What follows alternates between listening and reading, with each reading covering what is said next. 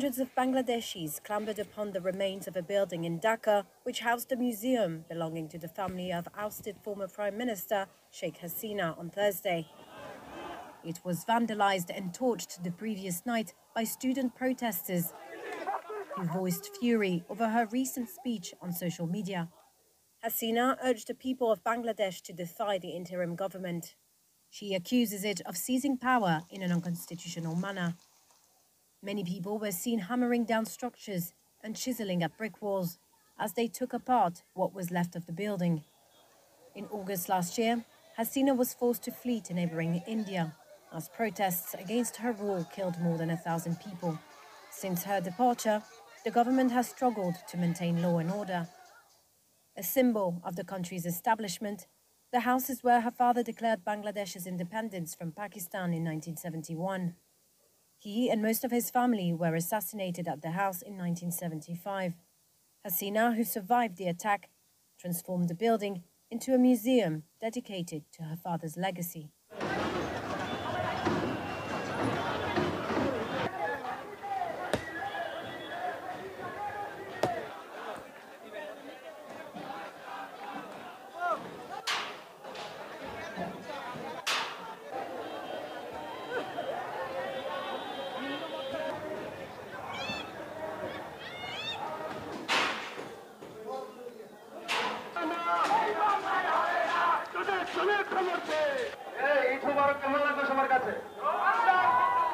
She will say our father were killed by the people and people needs to vote her. Using those emotions, she stayed on this power. That's why we wanted to destroy this place.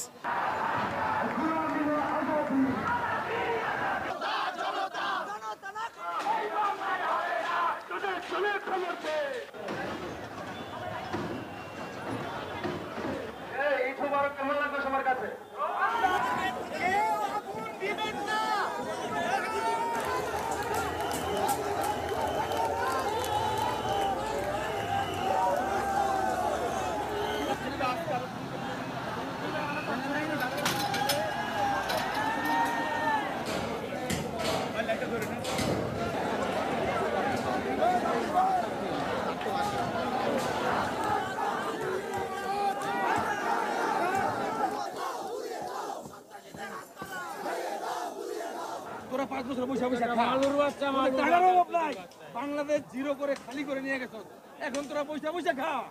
তোরা কেন এখন সাধারণ জনগণ মানে কষ্ট দিতেছ? তোদের অভাবে তো দেশটারে ফাঁকা করে ফেলছ, এখন চুপচাপ পয়সা খা।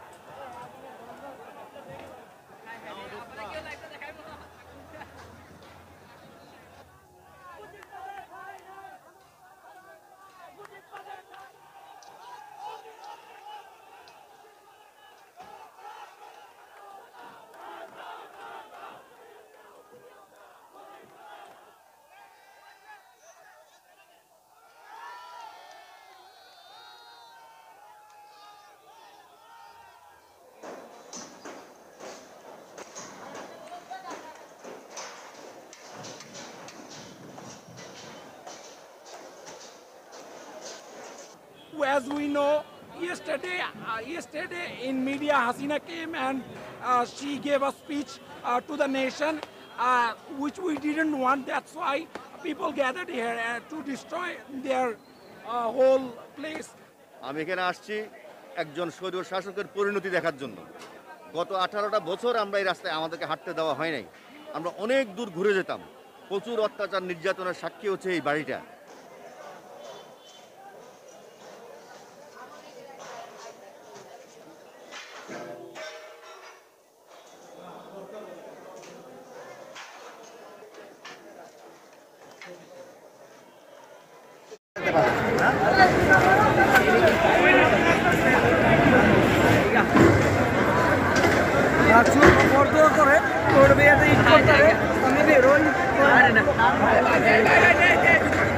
ভাই ভাই একটু সাইড ওই ওই না কই কাফি কই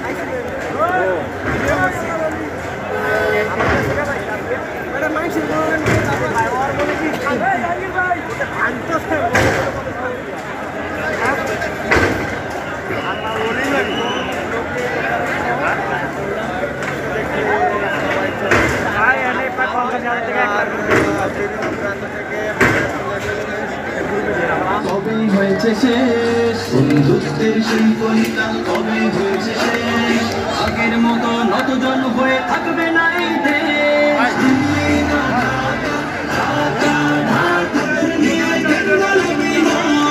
বন্ধুত্বের সীমানা মোদের হয়ে গেছে দেখা শেষ বন্ধুত্বের সীমানা মোদের হয়ে গেছে দেখা শেষ আগের মতো নতজন হয়ে থাকবে না এই দেশ আজাদি আজাদি